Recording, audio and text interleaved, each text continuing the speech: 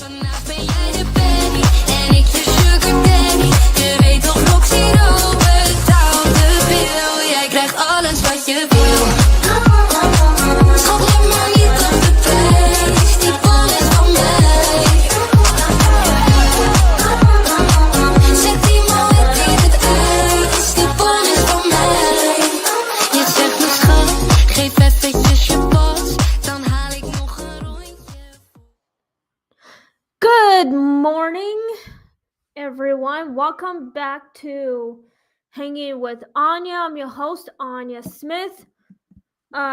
Usually I get on YouTube like in the afternoon, sometime around 1 or 2 p.m. But today it's 11:27 in the morning on YouTube.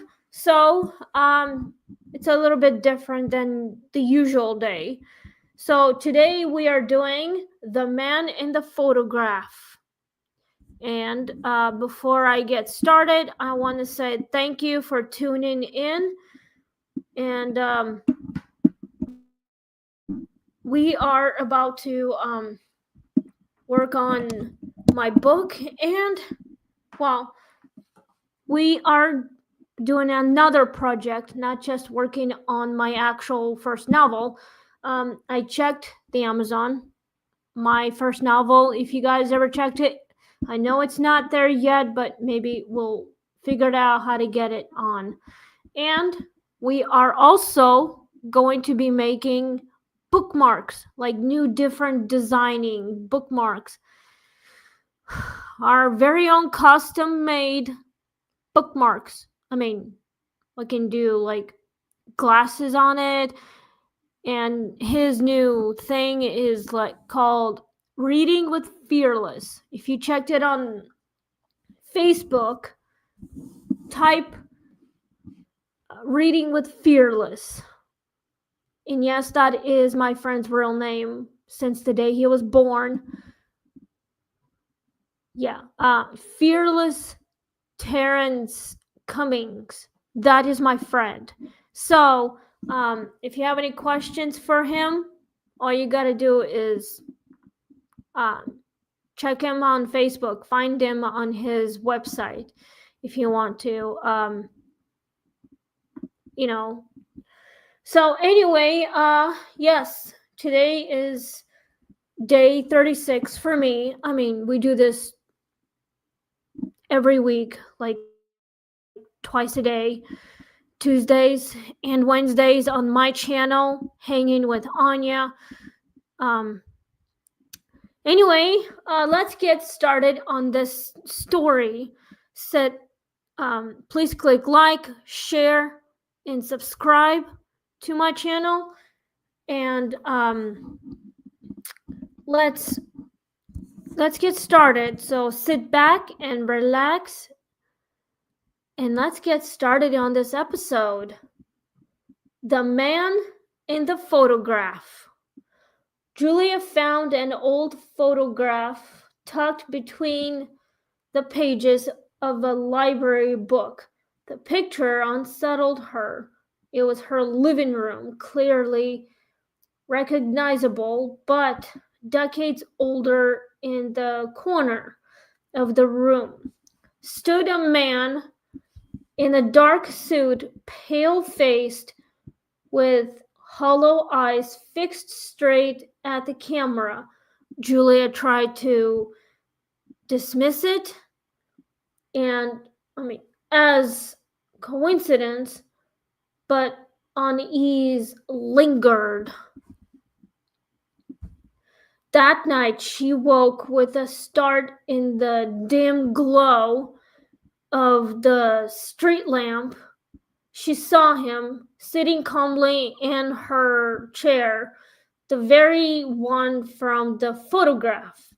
His hands rested on his knees, and in his lap lay the same photograph, as if he had been waiting for her to notice. Wow, that is so weird. And creepy at the same time. So let's get started on the questions. What do photos feel like proof of the supernatural? Well, photographs are decades old, and there's a dude probably looking in camera. My guess is that this person is waiting for the girl to notice it. Perhaps he has chosen her to look at the photo. Maybe she could recognize this man somehow. Maybe what if she knew this person from decades ago? But I think the photo felt like it wanted her to notice the photo. The man in the photo wanted her to see it. And I think she was chosen for it. And I think it is supernatural. It's probably decades before her birth. Julia is still processing on that. Maybe that man could be her relative. My guess, it could be, but we don't know if it is. But the photo of that man clearly is looking for her somehow. Maybe that man recognizes her, maybe from a previous life. No wonder why. Maybe he was waiting that she would notice, and I think she did. So perhaps maybe she got spooked somehow. Perhaps maybe Julia might be right about it. If it was me, I would be freaking out if I saw that. I would wanna background check on that thing, go to library and look at some articles and find out what's going on. Why is there a photograph of a man? Maybe if there's a name with that photograph, I would probably want to do the research and find out what's going on. Who is this man? Why is he waiting for Julia to notice him in the photograph? Perhaps maybe that man somehow knew her in the past. No wonder why. Maybe she represents his first love somehow. But Julia has no idea if she might be the one from the past. She just needs to figure it out a way to, I don't know, move on. But hello, Chris. Welcome back to my channel. How would you feel if you found a photograph of a person you might not recognize? Maybe that photo somehow chose you. What if it was me that looking for someone in the past, but the photo can be very old? Would you ever notice that photo? It's supernatural. Would you ever want to keep it or just put it somewhere it can't, like, I don't know, find you? I agree, Chris. I agree. So let's go to question number 2. How can images carry echoes of the past? My guess is that the images are reliving their deaths or what happened to them. It's a proof. It's from a past. It's like it's a time loop. You're reliving it. It's like time is frozen, but it always goes back to where it all started and what day it was, like what year it was. If the time is literally frozen, you can't move on, you can't grow old, you're still the same, and things just are not the same like it was before. So if you have any weird shit going on in your house, leave me a comment down below on the right side. But yeah, the past is the past. It's a spirit. It's a memory. The memories are a part of us, and if we die, our memories are still here, and you can actually relive these memories. It's in your mind. All you gotta do is open up and go back to that day when you were happy before tragedy started. But images, yes, they can carry echoes. It can carry anything in the past. Why is the man watching Julia? Well, it's probably because she was chosen. She gets freaked out. Maybe she wants to do nothing with it. She's scared that it might come after her somehow. The man in the photo, perhaps maybe he's a ghost and she has no idea why she's being watched. Maybe she was chosen like any other people in my ghost stories were chosen. And she's haunted because things can be very uneasy for her. Maybe Julia was chosen because maybe that man in the photo somehow knew her. It wanted her. If I were Julia, I would clearly try to investigate it or just leave it alone somehow. How does evidence change our response to hauntings? It can change very easy or hard.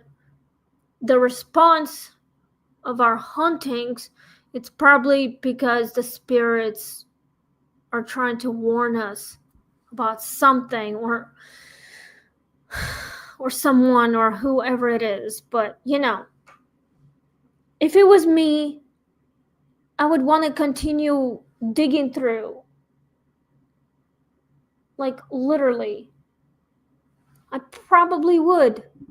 I mean, Chris, would you? Like literally, would you ever want to figure out what's going on with the evidence and how to respond to that? Would you go even deeper than that, or just stop and stay away from all this shit? How would you feel about it? Would you feel creeped out, scared, or brave about it? Or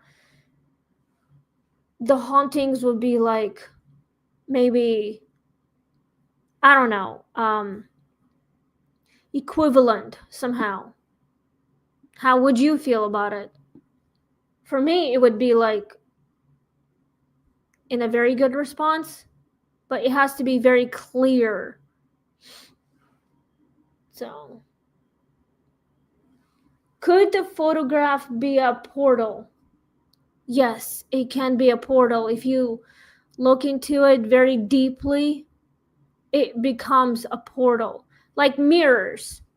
Like if you put a mirror on this side and a mirror on this side, and if you look into them, it becomes an actual portal. If you face them, it will become a portal. Spirits can actually come out. It's like a doorway. I mean, literally, it could be a doorway, but just like a photograph, it literally is. So I would probably clearly try not to get in the middle of it. But if I want to investigate it, I probably would. For right now, I'm trying not to. So, what's scarier, an unknown ghost or one who seems to know you? My guess is that it could be any scary thing of the unknown. I'm guessing the black hole, the portal, like to the spirit world. It could be a lot scarier. You know what's even scarier for me?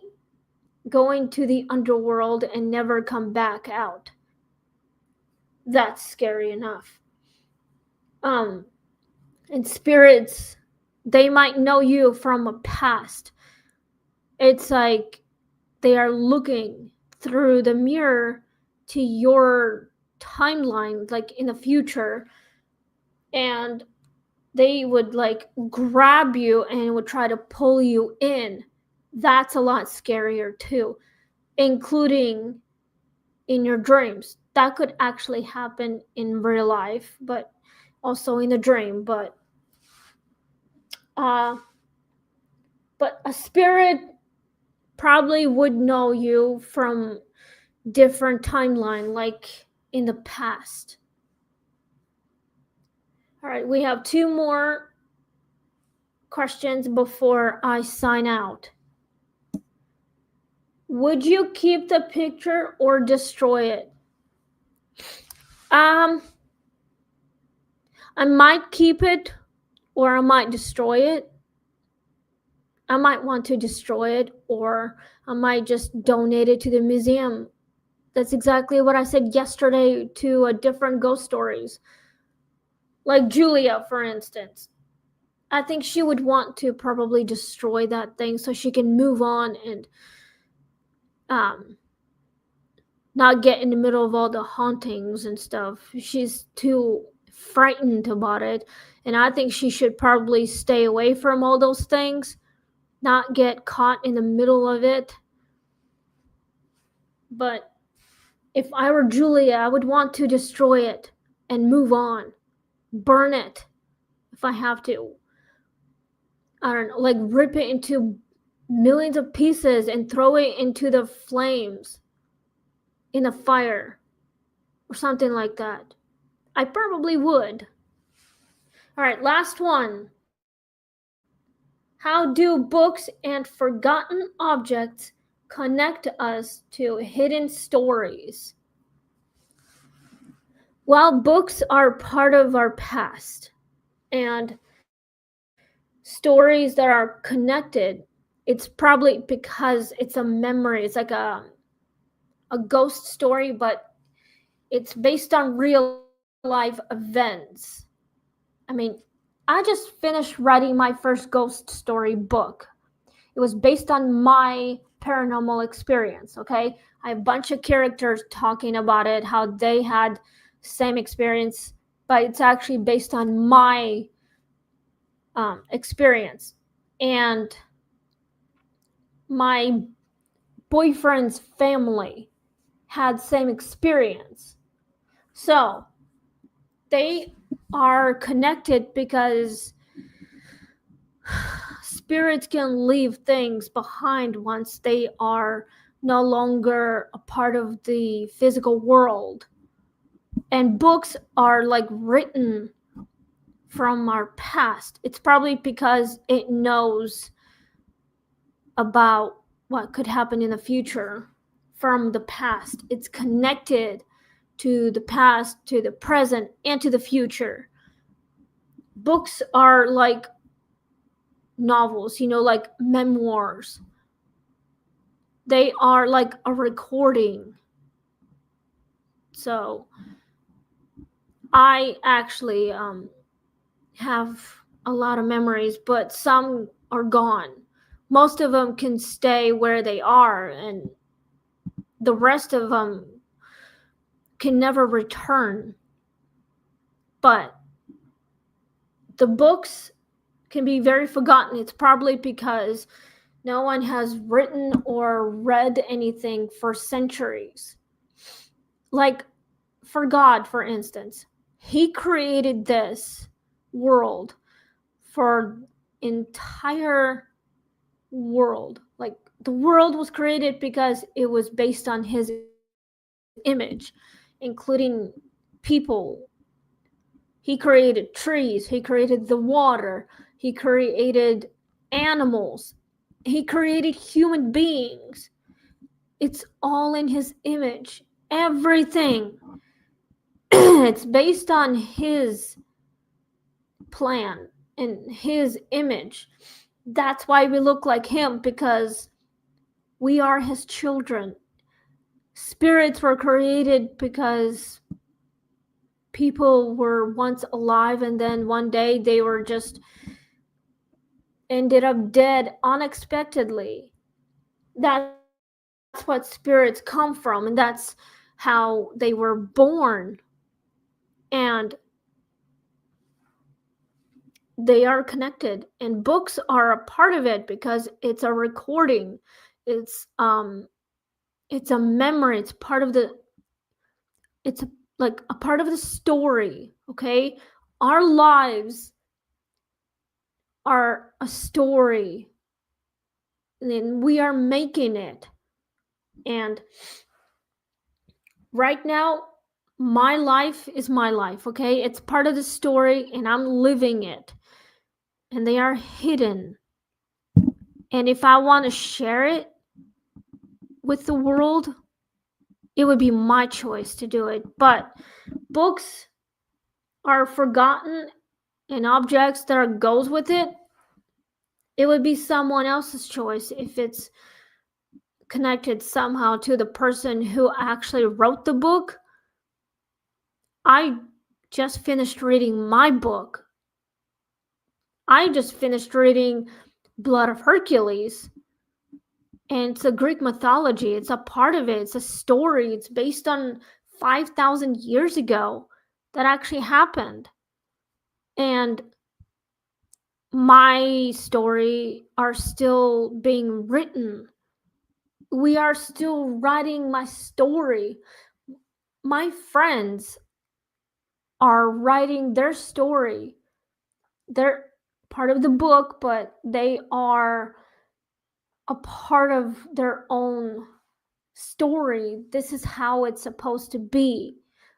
We were put on earth for a reason, to write our own memories, our own stories, our own memoirs. And if they are forgotten, we have to like read it, and it's like be a part of it. Like there's a movie I've seen, Never Ending Stories, right? That is the name of the movie. So the actors who play those characters are like clearly writing their own stories, and they're forgotten because it's been a long time since they did it. My friend over there is obviously writing his own story right now, but just by living his own memories. So if I hadn't written my book, this wouldn't be part of my story, my life. I would be living a different life. It would not be important. But I did write it. It's a part of me. And I will continue doing that until it's time for me to go to heaven. Like if I'm dead now, I probably won't be able to live in my stories like the best life I could ever imagine. So anyway, that's all the time we have now. So thank you for reading the story. Next time will still be like chapter 36. That's next week. This is like chapter 36 anyway. So the staircase that forgot where it led to. We'll do that next week. Would be story number 37. So anyway, next week. But I want to say thanks for tuning in, and Chris, I want to thank you for participating on this channel even though you're working right now. So please click like, share, and subscribe, and we'll see you next week. We'll be doing the chapter 36. story episode 37, like story 37. So the staircase that forgot where it led. That is our next week. So please click like, share, and subscribe. And please buy my first novel book. I would be happy if you bought it. This is part of the job. I'm getting paid while I'm doing this episode and while I'm writing my book, while I'm selling it. I am trying to sell these books, copies, like maybe 100 copies if you want to buy it. This is part of the job. This is what I'm doing, and please support my job. This is what I want to do. Do my podcast and writing my books. So please buy them. They are like 55% off. It could be any price, like $14.99 or less. So it's probably on Amazon Kindle right now. So we're trying to get all my books on sale, and I would love for your support, and please subscribe to my channel, Hanging with Anya. So have a wonderful day, and we'll see you next week on chapter 36.